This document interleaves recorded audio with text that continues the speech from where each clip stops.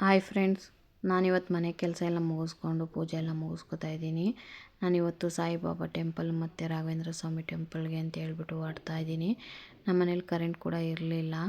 Current ಬರೋವರೆಗೂ weight ಮಾಡಿದರೆ ತುಂಬ ಲೇಟ್ ಆಗಿಬಿಡುತ್ತೆ ಟೆಂಪಲ್ಗೆ ಅಂತ ಹೇಳ್ಬಿಟ್ಟು ಪೂಜೆ ಕೂಡ ಮುಗಿಸ್ಕೊಂಡೆ.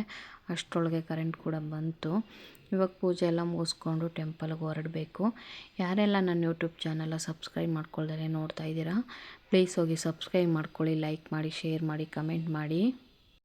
ನಮಗೆ ರಾಘವೇಂದ್ರ ಸ್ವಾಮಿ ಟೆಂಪಲ್ ಬಂದು ತುಂಬ ದೂರ ಏನಿಲ್ಲ. ನಮ್ಮ ಮನೆಯಿಂದ ಒಂದು 2 ಕಿಲೋಮೀಟ್ರ್ 3 ಕಿಲೋಮೀಟ್ರ್ ಆಗುತ್ತೆ ಅಷ್ಟೇ. ಹಂಗಾಗಿ ನಾನು ನಮ್ಮ ಫ್ರೆಂಡ್ ಕೂಡ ಬೈಕಲ್ಲಿ ಹೊರಟ್ವಿ. ನಾವು ವಾರ ಈ ದೇವಸ್ಥಾನಕ್ಕೆ ಹೋಗ್ತಾ ಇರ್ತೀವಿ. ರಾಘವೇಂದ್ರ ಸ್ವಾಮಿ ಅಂದರೆ ಯಾರಿಗೆಲ್ಲ ಇಷ್ಟ ಇರಲ್ಲ, ಎಲ್ಲರೂ ಕೂಡ ಇಷ್ಟ ಇರುತ್ತೆ. ಕೆಲವ್ರಿಗೆ ಟೆಂಪಲ್ ಎಲ್ಲಿರುತ್ತೆ ಅಂತ ಗೊತ್ತಿರಲ್ಲ, ಇಲ್ಲ ತುಂಬ ದೂರ ಇರುತ್ತೆ, ಇಲ್ಲಾಂದರೆ ಇಲ್ಲೇ ಇದ್ರೂ ತುಂಬ ಜನಕ್ಕೆ ಗೊತ್ತಿರಲ್ಲ.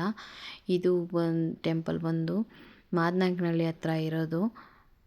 ಯಾರಿಗೆಲ್ಲ ಈ ಟೆಂಪಲಿಗೆ ಬರಬೇಕು ಅಂತ ಆಸೆ ಇರುತ್ತೆ, ಇದು ಮಾದನಾಯಕನಹಳ್ಳಿಗೆ ಬಂದು ಅಲ್ಲಿಂದ ಆಟೋ ಬರ್ತವೆ, ಅಲ್ಲಿಂದ ಬರ್ಬೋದು. ಈಗ ದೇವಸ್ಥಾನ ಹತ್ರ ಬಂದ್ವಿ.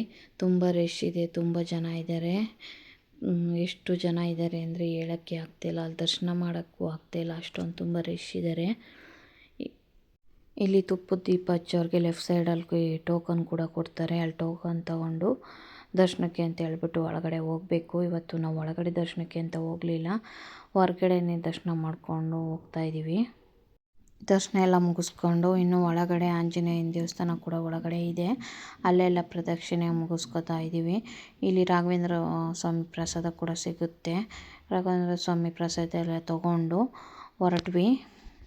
ರಾಘವೇಂದ್ರ ಸ್ವಾಮಿ ಫೋಟೋನಾಗಲಿ ವಿಗ್ರಹನಾಗಲಿ ದೇವಸ್ಥಾನದಲ್ಲೇ ತೊಗೋಬೇಕು ಅಂತ ಕೆಲವರು ಅಂದ್ಕೊಂಡಿರ್ತೀರ. ಅವರು ಮಂತ್ರಾಲಯಕ್ಕೆ ಹೋಗೋಕ್ಕಾಗಿರಲ್ಲ. ಇಲ್ಲಿ ಪ್ರತಿಯೊಂದು ಸಿಗುತ್ತೆ. ಫೋಟೋ ಆಗಲಿ, ವಿಗ್ರಹ ಆಗಲಿ, ದೀಪಗಳಾಗಲಿ, ಒಂದು ಖಡ್ಗಗಳಾಗಲಿ, ಪ್ರತಿಯೊಂದು ಎಲ್ಲ ಥರ ಐಟಮು ಇಲ್ಲಿ ಒಳಗಡೆ ಸಿಗುತ್ತೆ. ಸ್ಟೋರಲ್ಲಿ ಇಲ್ಲಿ ಒಳಗಡೆ ಸ್ಟೋರ್ ಕೂಡ ಇದೆ, ಅಲ್ಲಿ ಪ್ರತಿಯೊಂದು ಐಟಮು ಎಲ್ಲ ಸಿಗುತ್ತೆ.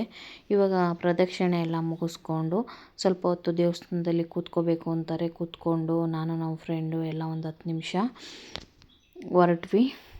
ನಾನು ದೇವಸ್ಥಾನಕ್ಕೆ ಬಂದು ತುಪ್ಪದ ದೀಪ ಏನಾರು ಹಚ್ಚೋಕ್ಕಾಗಲಿಲ್ಲ ಅಂತ ಅನಿಸಿದೆ, ತುಂಬ ರಶ್ ಇತ್ತು, ಆ ಥರ ಏನಾರು ಅನಿಸಿದ್ರೆ ನನ್ನ ಕೈಲಿ ಎಷ್ಟಾಗುತ್ತೆ ಅಷ್ಟು ದುಬ್ಬಿನ ಗಿಡ್ಗಿಗೆ ಹಾಕ್ಬಿಟ್ಟು ಆಡ್ತೀನಿ. ನಾನು ಪ್ರತಿ ವಾರ ಬಂದಾಗಲೂ ಇದೇ ರೀತಿ ಮಾಡೋದು. ನನ್ನ ಕೈಲಿ ಎಷ್ಟಾಗುತ್ತೆ ಅಷ್ಟು ಹಾಕ್ತೀನಿ. ಇಲ್ಲಿ ನೆಕ್ಸ್ಟು ಈ ಥರ ದೇವಸ್ಥಾನ ಎಲ್ಲ ನಿರ್ಮಾಣ ಮಾಡಬೇಕು ಅಂತ ಅಂದ್ಕೊಂಡಿದ್ದಾರೆ. ನನ್ನ ಕೈಲಿ ಎಷ್ಟಾಗುತ್ತೆ ಆ ಥರ ಸಹಾಯ ಕೂಡ ಮಾಡ್ಬೋದು. ಇಲ್ಲಿ ಈ ಥರ ನೆಕ್ಸ್ಟು ನಿರ್ಮಾಣ ಮಾಡಬೇಕು ಅಂತ ಅಂದ್ಕೊಂಡಿದ್ದಾರೆ. ಅದನ್ನು ಚಿಕ್ಕದಾಗಿ ವಿಡಿಯೋ ಕೂಡ ಮಾಡಿಕೊಂಡೆ. ನೆಕ್ಸ್ಟು ಪ್ರಸಾದ ಕೂಡ ಸಿಗುತ್ತೆ. ಇಲ್ಲಿ ಹೊರಗಡೆ ಬಂದರೆ ಪ್ರಸಾದ ಕೂಡ ಸಿಗುತ್ತೆ. ಖಾರ ಪೊಂಗಲು, ಸಿಹಿ ಪೊಂಗಲ್ಲು ಒಂದೊಂದ್ಸಲ 2 ಮಾಡಿರ್ತಾರೆ. ಈ ಸಲ ಖಾರ ಪೊಂಗಲ್ ಮಾತ್ರ ಮಾಡಿದರು. ಅದನ್ನೆಲ್ಲ ತಿಂದ್ಕೊಂಡು ಸಾಯಿಬಾಬಾ ದೇವಸ್ಥಾನ ಹತ್ರ ಹೊರಟ್ವಿ.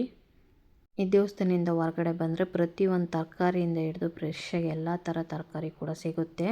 ಇಲ್ಲಿ ಅಕ್ಕಪಕ್ಕ ಊರವರು ತಂದು ಅವರೇ ಬೆಳೆದು ಮಾರೋದು, ತುಂಬ ಫ್ರೆಶ್ ಆಗಿರುತ್ತೆ. ಪ್ರತಿಯೊಂದು ಐಟಮು ಸಿಗುತ್ತೆ.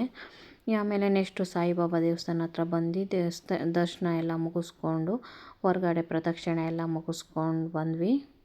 ಒಳಗಡೆ ವೀಡಿಯೋ ಮಾಡ್ಕೊಳಕ್ಕಾಗಲಿಲ್ಲ, ಹಂಗಾಗಿ ವೀಡಿಯೋ ಮಾಡ್ಕೊಂಡಿಲ್ಲ. ಈ ದರ್ಶನ ಎಲ್ಲ ಮುಗಿಸ್ಕೊಂಡು ಹೊರಗಡೆ ಹೋಗ್ಬೇಕಾದ್ರೆ ಲಿಂಗದ ದೇವಸ್ಥಾನ ಎಲ್ಲ ಇದೆ, ಅದೆಲ್ಲ ನೋಡಿಕೊಂಡು ನಮಸ್ಕಾರ ಮಾಡಿಕೊಂಡು ಪ್ರಸಾದ ಕೂಡ ಇಲ್ಲೂ ಸಿಗುತ್ತೆ. ಪ್ರಸಾದ ಎಲ್ಲ ತಿಂದ್ಕೊಂಡು ಮನೆ ಕಡೆ ಹೊರಟ್ವಿ. ಯಾರೆಲ್ಲ ಈ ದೇವಸ್ಥಾನಕ್ಕೆ ಅಂತ ಬರಬೇಕು ಅಂತ ಇಷ್ಟ ಆಗಿರುತ್ತೋ ಅವರಿಗೆ ಏನಾದ್ರು ರೂಟ್ ಗೊತ್ತಾಗಲಿಲ್ಲ ಅಂದರೆ ಕಮೆಂಟ್ ಸೆಕ್ಷನಲ್ಲಿ ತಿಳಿಸಿ, ನಾನು ತಿಳಿಸ್ಕೊಡ್ತೀನಿ. Thank you all.